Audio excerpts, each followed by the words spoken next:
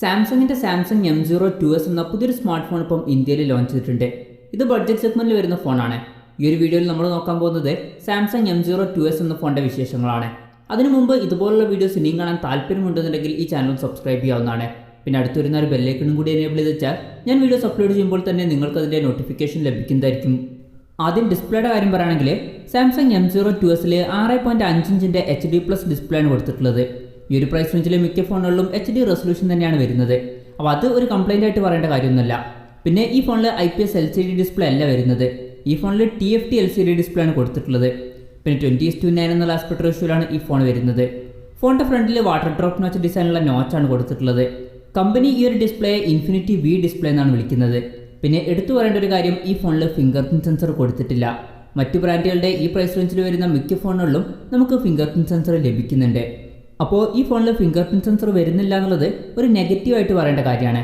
പിന്നെ ഫോണിൻ്റെ ബാക്കിൽ പ്ലാസ്റ്റിക് ബാക്ക് ബോഡിയാണ് വരുന്നത്. ഫോണിൻ്റെ ബാക്കിൽ റെക്ടാങ്കുലർ ഡിസൈനിലുള്ള ക്യാമറ മോഡ്യൂൾ കൊടുത്തിട്ടുണ്ട്. പിന്നെ ഈ ഫോൺ 3 കളർ വേരിയൻസിലാണ് വരുന്നത്: ബ്ലാക്ക്, ബ്ലൂ, പിന്നെ റെഡ്. പിന്നെ ഈ ഫോണിൻ്റെ വെയിറ്റ് വരുന്നത് ഏകദേശം 196 ഗ്രാമാണ്.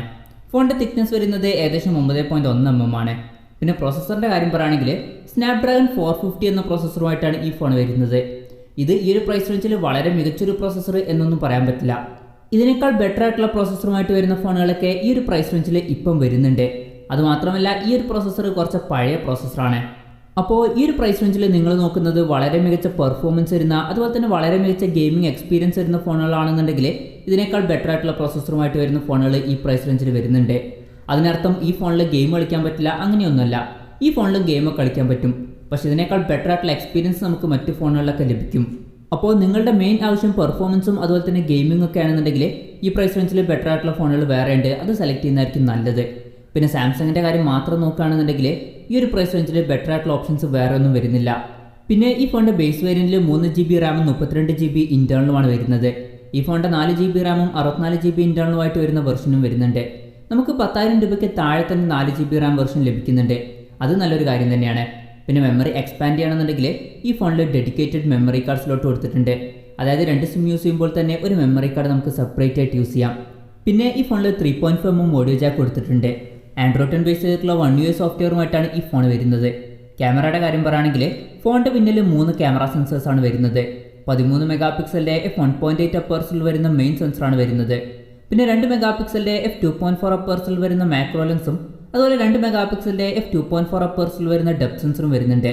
സെൽഫി ക്യാമറയുടെ കാര്യം പറയുകയാണെങ്കിൽ ഫ്രണ്ടിൽ 5 മെഗാപിക്സലിൻ്റെ f2.2 അപ്പേഴ്സിൽ വരുന്ന സെൽഫി ക്യാമറയാണ് വരുന്നത്. പിന്നെ ഈ ഫോണിൽ 5000 mAh ബാറ്ററി വരുന്നുണ്ട്. എടുത്തു പറയേണ്ട ഒരു കാര്യം, ഈ ഫോണിൽ 15 വാട്ടിൻ്റെ ഫാസ്റ്റ് ചാർജിങ് സപ്പോർട്ട് ചെയ്യുന്നുണ്ട്. സാധാരണ ഈ ഒരു പ്രൈസ് റേഞ്ചിൽ വരുന്ന ഫോണുകളിലൊക്കെ നമുക്ക് 10 വാട്ടിൻ്റെ ചാർജിങ് സ്പീഡാണ് ലഭിക്കാറ്. അപ്പോൾ ഈ ഫോണിൽ 15 വാട്ടിൻ്റെ ഫാസ്റ്റ് ചാർജിങ് സപ്പോർട്ട് ചെയ്യുന്നുണ്ടെന്നുള്ളത് നല്ലൊരു കാര്യം തന്നെയാണ്. പക്ഷേ ഇവിടെ ശ്രദ്ധിക്കേണ്ട മറ്റൊരു കാര്യം കൂടിയുണ്ട്. ബോക്സിൽ നമുക്ക് 7.5 വാട്ടിൻ്റെ ചാർജറാണ് ലഭിക്കുന്നത്. പിന്നെ ഈ ഫോണിൽ Type-C ചാർജിങ് പോർട്ട് കൊടുത്തിട്ടുണ്ട്. വിലയുടെ കാര്യം പറയുകയാണെങ്കിൽ ഈ ഫോണിൻ്റെ 3GB റാം വെർഷൻ്റെ വില വരുന്നത് 8,990 രൂപയാണ്. 4GB റാം വെർഷൻ്റെ വില വരുന്നത് 9,990 രൂപയാണ്. ആമസോൺ വഴിയും അതുപോലെ Samsung.com വഴിയുമാണ് ഈ ഫോണിൻ്റെ സെയിൽ നടക്കുന്നത്.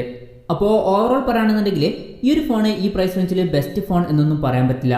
കാരണം ഈ ഫോണിൽ ഫിംഗർ പ്രിൻറ്റ് സെൻസർ വരുന്നില്ല, അതുപോലെ തന്നെ ബെസ്റ്റ് ആയിട്ടുള്ള പ്രോസസ്സറൊന്നുമില്ല ഈ ഫോണിൽ കൊടുത്തിരിക്കുന്നത്. അപ്പോൾ നമ്മൾ മറ്റ് ബ്രാൻഡുകളുടെ കാര്യങ്ങളൊക്കെ കൺസിഡർ ചെയ്യുകയാണെന്നുണ്ടെങ്കിൽ ഈ ഒരു പ്രൈസ് റേഞ്ചിൽ ബെറ്റർ ആയിട്ടുള്ള വേറെ ഫോണുകൾ വരുന്നുണ്ട്.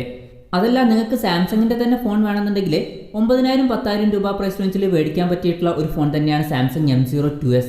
എന്തായാലും ഈ ഫോണിനെ പറ്റിയിട്ടുള്ള നിങ്ങളുടെ അഭിപ്രായം ജസ്റ്റ് ഒന്ന് കമൻറ്റ് ചെയ്യുക.